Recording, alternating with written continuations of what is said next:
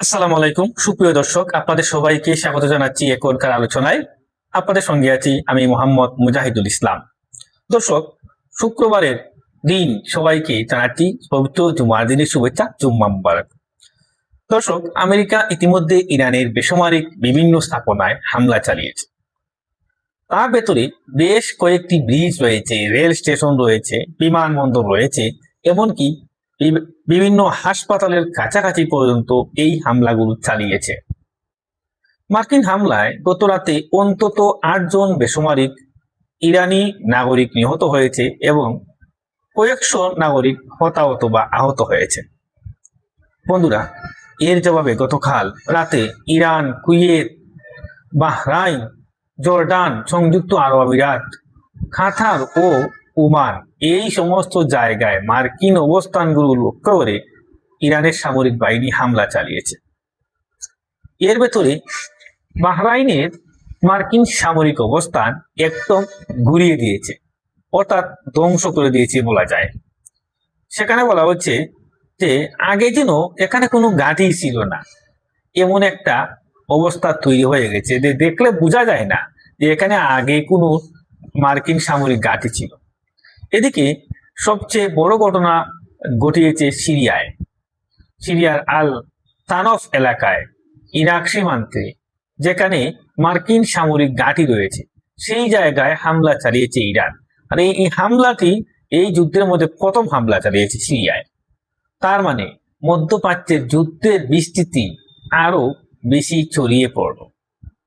এপাশে ইরাকের প্রতিরোধকামী যোদ্ধারা মার্কিন প্রেসিডেন্ট ডোনাল্ড ট্রাম্পের মাথায় দাম ঘোষণা করেছে $1 কোটি। অর্থাৎ মার্কিন প্রেসিডেন্টকে হত্যা করতে পারলে তারা $1 কোটি পুরস্কার দেবে। অন্যদিকে আরেকটি উদ্বেগজনক খবরও আছে।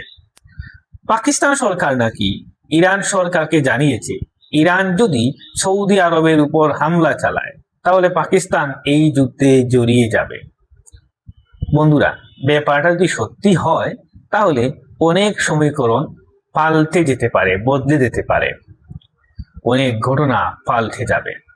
মধ্যপ্রাচ্যের যে পরিস্থিতি, তাতে পাকিস্তান যুদ্ধে জড়িয়ে যাচ্ছে কিনা এই প্রশ্ন আমি কিন্তু আগে তুলেছিলাম, গত 2 দিন আগের আমার কয়েকটা ভিডিওতে আমি এই কথা তুলেছিলাম। তো সামগ্রিকভাবে যে পরিস্থিতি দাঁড়াচ্ছে তাতে যুদ্ধ থামার কোনো লক্ষণ আমরা দেখতে পাচ্ছি না, বরং যুদ্ধ আরো কঠিন পর্যায়ে চলে যাচ্ছে। এই অবস্থায় হরমুজ প্রণালী প্রায় বন্ধ হয়ে গেছে। হরমুজ প্রণালী এখন সম্পূর্ণ ইরানের নিয়ন্ত্রণে রয়েছে।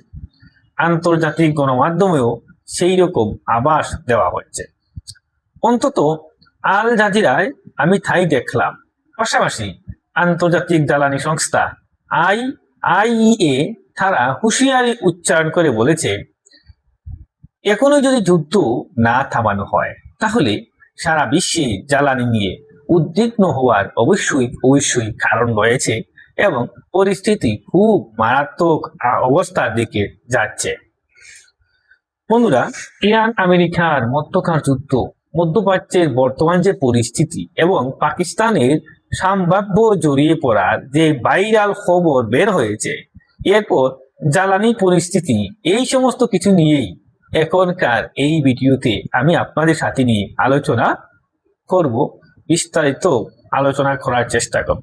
আশা করি আপনারা আমার সাথে শেষ পর্যন্ত থাকবেন। আর ভিডিওটি ভালো লাগলে লাইক করবেন, কমেন্ট করবেন, শেয়ার করবেন এবং আমাদের টেবিল টক নিউজ অ্যানালাইসিস চ্যানেলটি সাবস্ক্রাইব করে আমাদের সাথেই থাকবেন। দর্শক, চলুন বিস্তারিত আমরা আলোচনা করি। প্রথমে আমরা আলোচনা করব মার্কিনীরা বলেছিল, মার্কিন প্রেসিডেন্ট, বিশেষ করে মার্কিন প্রেসিডেন্ট ডোনাল্ড ট্রাম্প, তিনি বলেছিলেন যে ইরানের সেতু ও বিদ্যুৎ কেন্দ্র সহ বেসামরিক অবকাঠামোতে হামলা চালাতে পারে। ঠিক তিনি তাই করলেন। মার্কিন সেনারা গত রাত থেকে সেই কাজ করতে শুরু করেছেন। এর আগেও অবশ্য মার্কিন সেনারা ভেতরে এই কাজটা করেছিল, কারণ সারা বিশ্বে যত জায়গায় সামরিক অভিযান চালায় তা বা আগ্রাসন চালায়, আমরা যাই বলি, আগ্রাসন বলি বা অভিযান বলি, যুদ্ধ করে আমেরিকা, সেখানে বেসামরিক জনগণ এবং বেসামরিক অবস্থান ব্যাপকভাবে ধ্বংস করে। এটা আমরা ইরাক যুদ্ধ থেকে ভিয়েতনাম সহ বিভিন্ন দেশে আমরা এটা দেখেছি, আফগানিস্তান সহ। বেসামরিক অবকাঠামো এবং বেসামরিক স্থাপনা ধ্বংস করে, তাতে কোনো সন্দেহ নেই।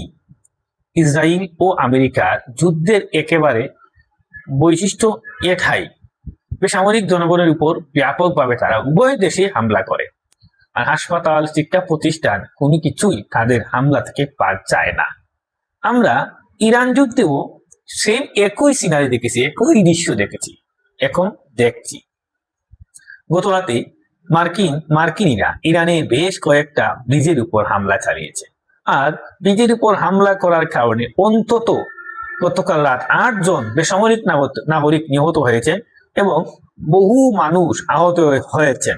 এছাড়া ইরানের অন্তত একটি রেল স্টেশন, একটি বিমানবন্দর এবং গতকাল দিনের বেলায় সম্ভবত ইরানের একটি ক্যান্সার হাসপাতাল, সম্ভবত শিশু ক্যান্সার হাসপাতাল, যেখানে শিশুদের ক্যান্সার চিকিৎসা করা হয়, সেই হাসপাতালের কাছাকাছি হামলা চালিয়েছে।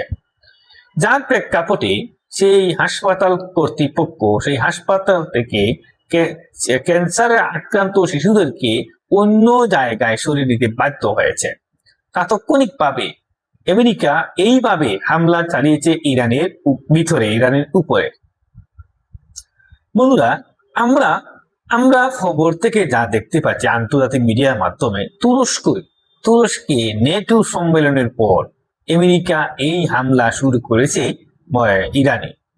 এই হামলা থেকে এই পর্যন্ত ইরানের অন্তত 38 জন বেসামরিক নাগরিক নিহত হয়েছেন এবং 700+ মানুষ আহত হয়েছেন। 700+ মানুষ আহত হয়েছেন। এর ভেতরে গতকাল ইস্পাহান শহরে মার্কিন বাহিনীর হামলায় ইরানের একটি সামরিক গাড়িতে আঘাত এনেছে এবং সেখানে 7 জন ইরানি সেনা শহীদ হয়েছেন।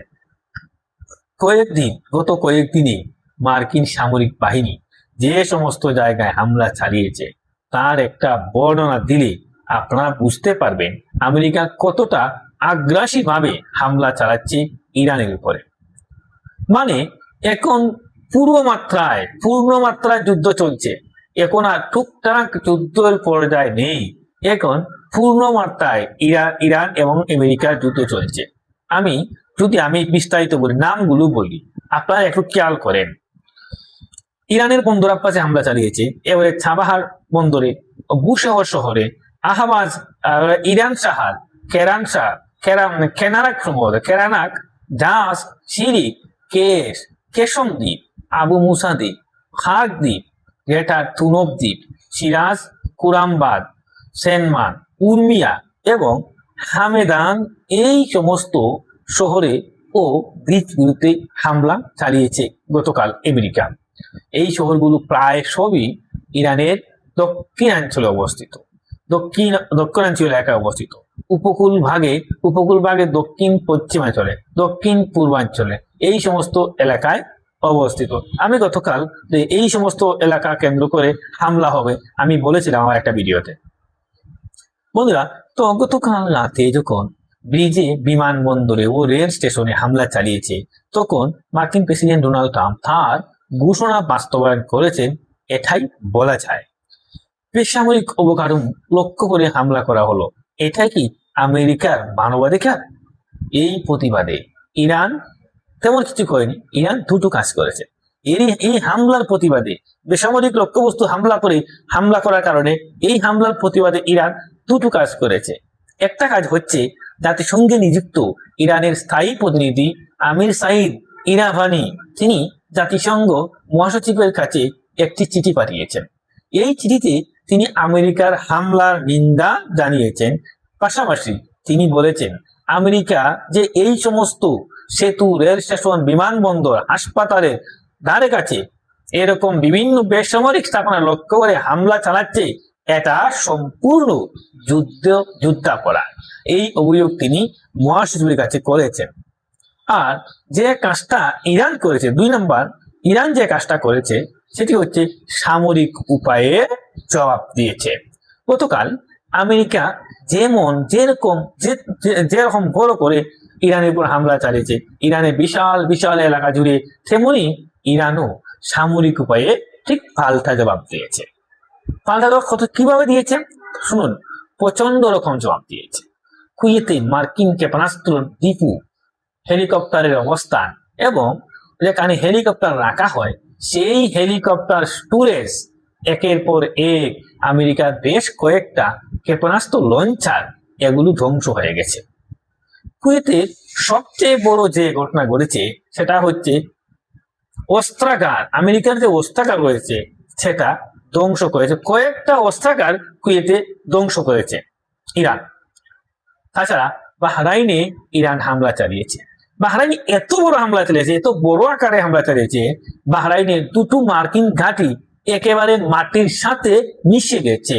বলা হচ্ছে কিনা যে এখানে আগে কোনো মার্কিন ঘাঁটি ছিল বলে কোনো পরিচয় পাওয়া যায় না। ইরান কিন্তু এরকমই বলেছিল, ঠিক এরকম বলেছিল যে এখনকার হামলা এমন ভাবে হবে যে এখানে আগে কোনো মার্কিন অবকাঠামো ছিল তা মুছে যাবে, বোঝা যাবে না। বন্ধুরা, ইরান এরকম সম্ভবত বলেছিল যে আমরা এমন ভাবে এই হামলা চালাবো যে মধ্যপ্রাচ্যে আগে আমেরিকার কোনো ঘাঁটি ছিল না, এমন করে দেব আমেরিকার ঘাঁটিগুলোর পরিস্থিতি। তাছাড়া বন্ধুরা, জর্ডানেও হামলা চালিয়েছে, কাতারে হামলা চালিয়েছে, সংযুক্ত আরব আমিরাতে হামলা চালিয়েছে, এমনকি ওমানেও হামলা চালিয়েছে। এইসব হামলায় অনেকগুলো রাডার সিস্টেম, তারপর নৌবাহিনীর গোয়েন্দা ব্যবস্থা, বিমান বাহিনীর গোয়েন্দা ব্যবস্থা, এই সমস্ত ধ্বংস হয়েছে। বলা হচ্ছে বেশ কয়েকজন মার্কিন সেনা নিহত হয়েছে। মার্কিন সেনা নিহতর কথা কেন আসছে, তো কোন দেশে মারা গেছে? বিশেষ করে দুই জায়গায় মার্কিন সেনা নিহত হওয়ার কথা বলা হচ্ছে। কুয়েতে যে হামলা হয়েছে এই জায়গায় কিছু মার্কিন সেনা নিহত হয়েছে, আর সবচেয়ে বেশি নাকি নিহত হয়েছেন সিরিয়ায় আল তানফ সামরিক ঘাঁটিতে সবচেয়ে বেশি মার্কিন সেনা হতাহত হয়েছে। আল তানফ হচ্ছে মার্কিন সামরিক ঘাঁটি, এটাও ইরাক ও সিরিয়ার সীমান্তে অবস্থিত, অর্থাৎ বলা যায় এটা পূর্ব সিরিয়া বা সিরিয়ার দক্ষিণ পূর্ব এলাকা আর ইরাকের পশ্চিম অঞ্চল হতে পারে। বন্ধুরা, এই জায়গায় এই হামলা হয়েছে। আল তানফ মার্কিন সামরিক ঘাঁটি এবং এই সামরিক ঘাঁটিতে ইসরায়েলের সেনা মোতায়েন ছিল বলে একসময় রিপোর্ট বের হয়েছিল।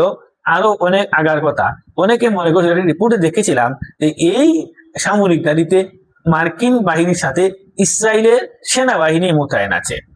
তো এই আল তানফ ঘাঁটিতে ইরান কেন হামলা চালালো, কি জন্যে এই গাড়িতে হামলা চালালো? ইরান তো যুদ্ধের পর থেকে সিরিয়ায় কোনো হামলা চালায়নি, তো এখন কি এমন ঘটলো যে এই গাড়িতে হামলা চালাতে হবে? বলা হচ্ছে এই আল তানফ ঘাঁটি থেকেই আমেরিকা ইরানের উপর গতকাল হামলা চালিয়েছিল।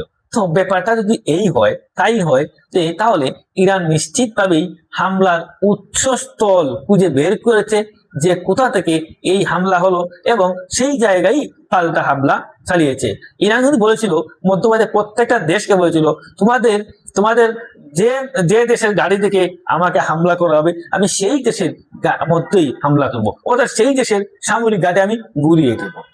বন্ধুরা, বলা হচ্ছে আল তানফ ঘাঁটিতে হামলার কারণে বেশ কয়েকজন মার্কিন সেনা নিহত হয়েছে, শুধু নিহত নয় কয়েকজন আহত হয়েছেন, তার মানে হতাহতের ঘটনা ঘটেছে।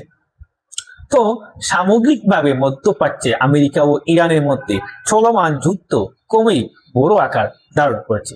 আর এখন সিরিয়ার আল তানফ সামরিক ঘাঁটিতে হামলা চালানোর কারণে এই যুদ্ধে আরো আঞ্চলিক পর্যায়ে বৃহত্তর অঙ্গনে ছড়িয়ে পড়ার সম্ভাবনা চলে আসছে।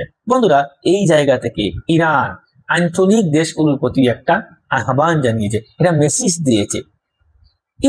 ইরানের সশস্ত্র বাহিনীর মুখপাত্র ব্রিগেডিয়ার জেনারেল আবুল ফজল শেখারচি তিনি বলেছেন, এই মধ্যপ্রাচ্য অঞ্চলে মার্কিন সামরিক বাহিনীর উপস্থিতির কারণেই নিরাপত্তাহীনতা ও অস্থিতিশীলতা সৃষ্টি হয়েছে। আর ওনার সাথে সম্পূর্ণ একবার, মার্কিন বাহিনী যদি এখান থেকে সরিয়ে দেওয়া যায়, প্রত্যাহার করার ব্যবস্থা করা যায়, তাহলে শুধুমাত্র মধ্যপ্রাচ্যে শান্তি ও স্থিতিশীলতা ফিরে আসবে, অন্যথায় আসবে না। মার্কিন সেনাদেরকে আমাদের প্রত্যাহার করতে পারলেই মধ্যপ্রাচ্যের শান্তি স্থিতিশীলতা ফিরে আসবে। মধ্যপ্রাচ্যের স্থিতিশীলতা ও শান্তি ফিরিয়ে আনতে, এমনকি হরমুজ প্রণালী নিরাপত্তা নিশ্চিত করার জন্য আবুল ফজল শেখারসি বলেছেন, ইরানের সশস্ত্র বাহিনীর মুখপাত্র, তিনি হচ্ছেন ইরানের সশস্ত্র বাহিনীর মুখপাত্র, তিনি মধ্যপ্রাচ্যের বিশেষ করে উপসাগরীয় অঞ্চলের আরব দেশগুলোর প্রতি আহ্বান জানিয়েছেন সহযোগিতা করার জন্য ইরানকে।